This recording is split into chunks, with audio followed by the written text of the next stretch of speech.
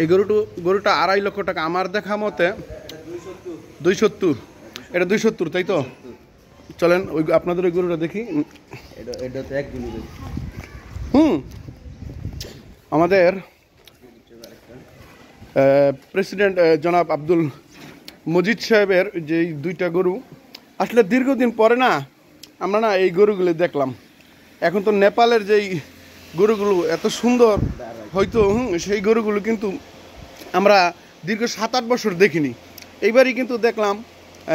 এই বাড়িতে অন্য কেউ না, তারাই কিন্তু প্রথম খুব সুন্দর 2টা গরু আনছে, যেগুলো নাকি আগের জামানায় আমরা দেখতাম ছোটোবেলার সময়, যে হাসেম চারমানের বাড়ির নিচে বাইন্দা ছিল 3টা-4টা, দেখায় একটা সৌন্দর্য ছিল। এই জিনিসটা কিন্তু এখন নাই।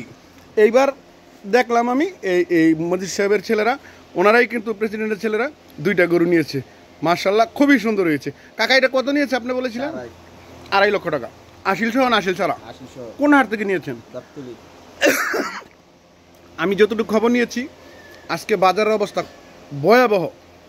যাক, আপনারা আপনাদের প্রিয় কুরবানির পশুটি কিনে খুব সুন্দরভাবে সুষ্ঠুভাবে কুরবানি দেবেন, এটাই আমাদের পক্ষ থেকে দোয়া।